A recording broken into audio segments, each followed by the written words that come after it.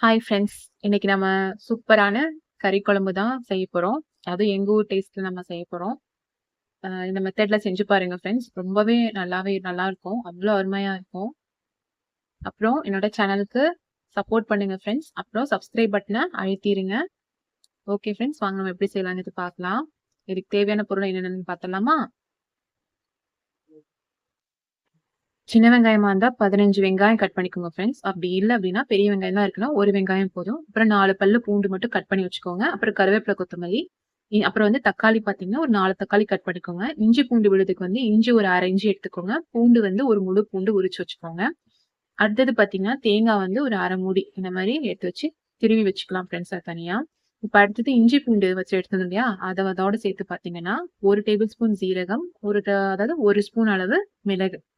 இது எல்லாமே சேர்த்து நம்ம அரைச்சு வச்சிடலாம் தனியா. இப்போ நம்ம வந்து கறி வந்து வேக வச்சிடலாம் ஃப்ரெண்ட்ஸ். இதுக்கு வந்து பார்த்தீங்கன்னா, குக்கர்ல 1 டேபிள் ஸ்பூன் எண்ணெய் ஊத்திக்கோங்க. அதுக்கப்புறம் நம்ம வந்து வெங்காயம்லாம் கட் பண்ணி வச்சிருந்தோம் இல்லையா? வெங்காயம், பூண்டு, அப்புறம் கருவேப்பிலை, கொத்தமல்லி எல்லாத்தையும் போட்டு நல்லா வந்து செவக்க வர வரைக்கும் நல்லா நம்ம வறுத்துக்கலாம் ஃப்ரெண்ட்ஸ்.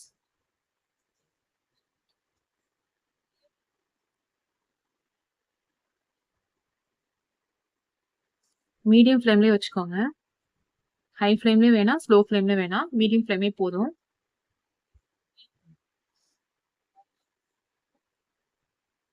நல்லா செவக்க வர வரைக்கும் நல்லா கிளறிக்கோங்க ஃப்ரெண்ட்ஸ். இப்ப நம்ம கட் பண்ணி வச்சிருக்கோம் இல்லையா தக்காளி, அதுல வந்து ஒரு ஒரு 4 பீஸ் மட்டும் எடுத்து போட்டுக்கோங்க, வேக வைக்கிறதுக்காக. மீதி இருக்க தக்காளி வந்து நான் கடைசியா சொல்றேன். அது எப்படி நம்ம யூஸ் பண்ணிக்கலாம் அப்படின்ட்டு.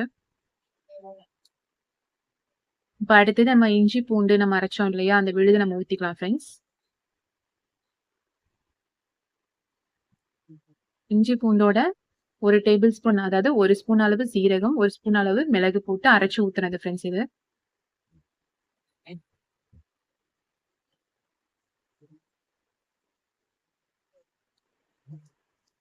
நல்லா அந்த பச்சை வாசனை போற வரைக்கும் நல்லா வேக விடணும் ஃப்ரெண்ட்ஸ்.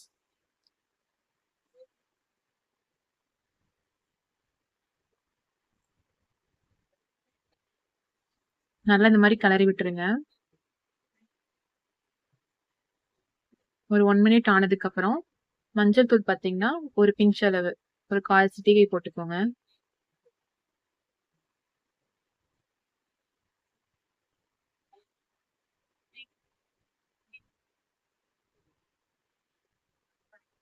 அடுத்தது நம்ம வந்து கறி பார்த்தீங்கன்னா, இது 1/2 கிலோ கறிக்கு உண்டான அளவு தான் எல்லாமே சொல்லிட்டு இருக்கேன்.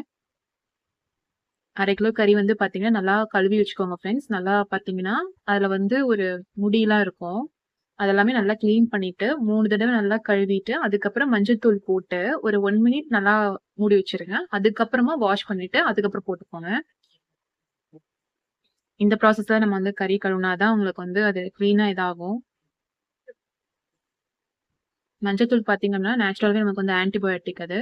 ஸோ நீங்க மஞ்சத்தூள் போட்டுட்டு, நீங்க கழுவிட்டு நீங்க போட்டீங்க அப்டின்னா, ஸோ அது மேல இருக்கிற நம்ம வந்து பேட் பாக்டீரியாஸ் ஏதாச்சும் இருந்தது அப்டின்னா, நம்ம அந்த தண்ணீலயே போயிடும்.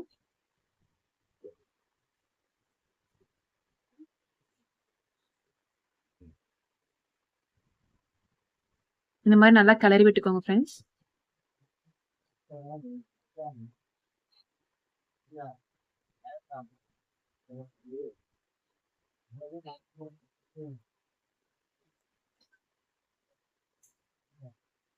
இந்த டைம்ல கொஞ்சமா அளவு உப்பு போட்டுக்கோங்க.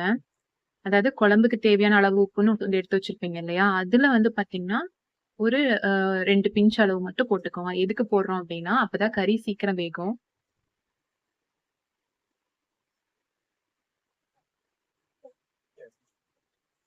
உப்பு போட்டோனே கொஞ்சமா தண்ணி விடும் கறியில.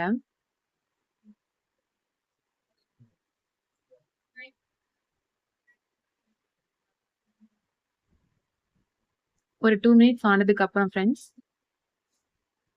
1/2 கிலோ கறிக்கு வந்து பார்த்தீங்கன்னா, 2 டம்ளர் தண்ணி எடுத்து ஊத்திக்கலாம் நம்ம.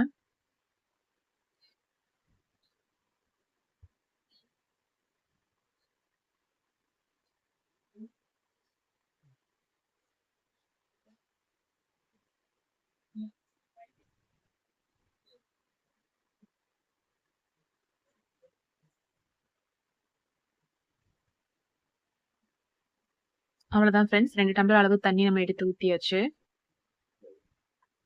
ஊத்திட்டு நம்ம வந்து மூடி போட்டு நம்ம வேக வச்சிடலாம். ஒரு 15லேருந்து ஒரு 20 நிமிஷம் நல்லா வேக வச்சிடலாம் ஃப்ரெண்ட்ஸ். 10 விசில் வரணும். கொஞ்சம் ஒரு 8 விசில் வந்தாலே ஓகே தான். இல்ல நல்லா வேகணும் அப்படின்னா 10 விசில் விட்டுருங்க. அவங்களோட ஒவ்வொருத்தங்களோட குக்கர் அளவு பொறுத்து இருக்கும். சில குக்கர்லாம் வந்து ஒரு 5 விசில்லயே வெந்துரும். ஸோ உங்களுக்கு அதுக்கு தகுந்த மாரி பார்த்துக்கோங்க.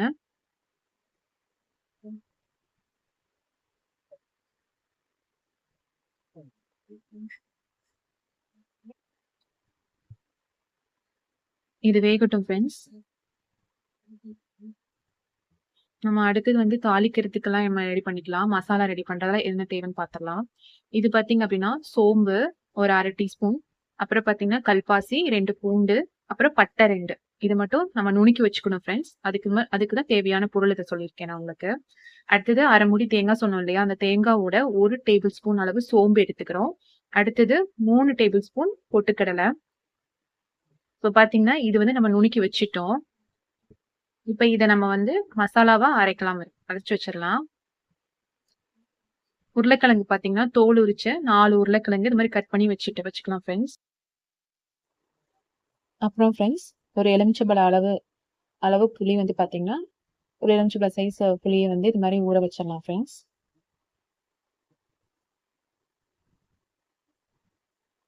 இதுக்கப்புறம் இதுக்கு வந்து பாத்தீங்கன்னா, மிளகாய் தூள் 1 டேபிள் ஸ்பூன் மிளகாய் தூள். அடுத்தது 1.5 டேபிள் ஸ்பூன் பாத்தீங்க அப்படின்னா மல்லித்தூள் போடணும் இதுக்கு. இப்ப நம்ம அந்த உருளைக்கிழங்கு நம்ம சொன்னோம் இல்லையா ஃப்ரெண்ட்ஸ், அது வந்து தனியா இந்த மாதிரி ஒரு குண்டான்ல நல்லா ஒரு 10லேருந்து ஒரு 15 நிமிஷம் வேக வச்சுக்கோங்க. 2 டம்ளர் தண்ணி ஊற்றி வேக வச்சதுக்கு அப்புறம் நம்ம வேக வைத்த கறியும் நம்ம சேர்த்து இதுல ஊத்திட்டோம் ஃப்ரெண்ட்ஸ். ஊத்திட்டு அதுக்கப்புறம் மிளகாய் தூள் அண்ட் மல்லித்தூள் சொன்ன அளவு நீங்க இதுல போட்டு நல்லா கொதி வந்ததுக்கு அப்புறம் ஒரு 2 மினிட்ஸ் கொதி வந்ததுக்கு அப்புறம் இந்த மாதிரி அரைத்த விழுது இருக்கு இல்லையா, நான் சொன்னேன் இல்லையா, பொட்டுக்கடலையும் சோம்பு ஒரு தேங்காய் இதை அரைச்சதை வந்து நம்ம இப்ப ஊத்திடுறோம்.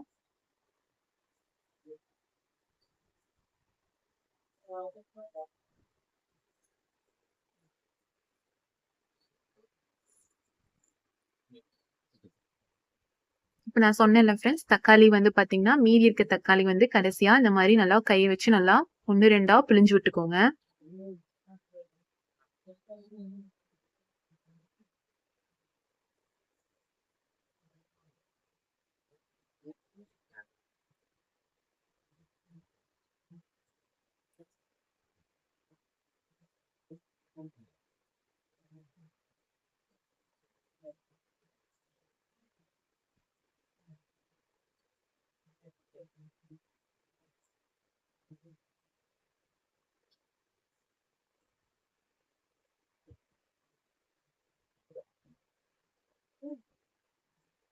இப்ப கடைசியா வந்து நம்ம புளி கரைச்சு வச்சிருக்கோம் இல்லையா, அதை ஊத்திக்கலாம் ஃப்ரெண்ட்ஸ்.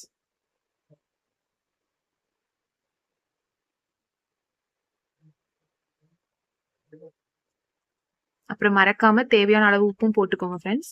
நம்ம ஆல்ரெடி வந்து நம்ம உருளைக்கிழங்கு வேக வைக்கும் போது அப்ப நம்ம வந்து இந்த கறி நம்ம வேக வச்ச கறி எல்லாம் ஊத்தணும் இல்லையா, அப்பயே அவங்க உப்பு போட்டுட்டாங்க. சோ நான் அந்த கிளிப்பிங் மட்டும் உங்களுக்கு நான் எடுக்கல.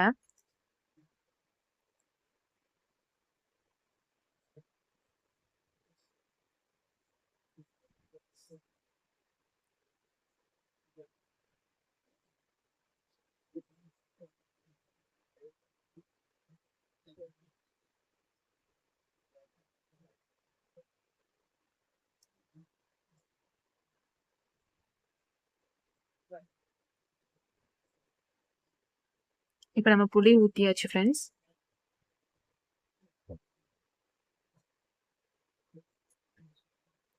புளி ஊத்துனோடனே ஒரு 5 நிமிஷம் நல்லா கொதி வரட்டும். அதுக்குள்ளே நம்ம வந்து தாளிப்பு ரெடி பண்ணிக்கலாம்.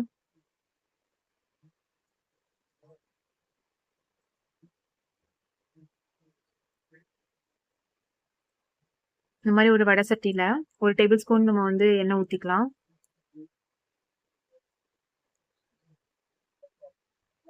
நம்ம நுணுக்கி வச்சிருந்தோம்ல ஃப்ரெண்ட்ஸ், பட்டை, சோம்பு 1/2 டீஸ்பூன் சோம்பு, அப்புறம் பூண்டு 2 பல்லு பூண்டு, இது எல்லாமே சேர்த்து நம்ம நுணுக்கி வச்சிருந்தோம் இல்லையா, கல்பாசி எல்லாமே சேர்த்து அத நல்லா போட்டுக்கலாம்.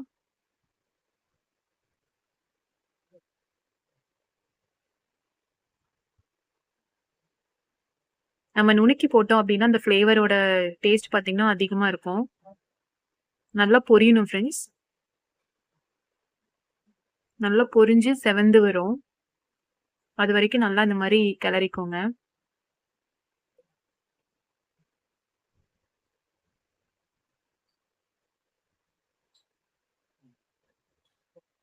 அதுக்கப்புறமா தான் நம்ம கருவேப்பிலைய போடணும்.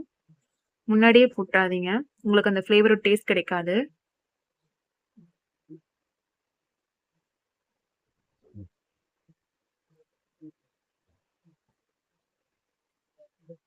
அவ்வளோதான் ஃப்ரெண்ட்ஸ் தாளிச்சாச்சு. இத வந்து நம்ம அந்த குழம்புல கொட்டிர்லாம்.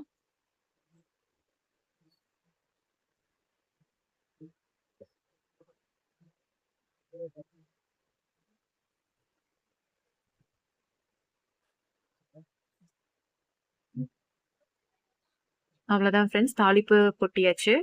கொட்டி ஒரு 10 நிமிஷம் மட்டும் நல்லா கொதிக்க விட்டுடுங்க.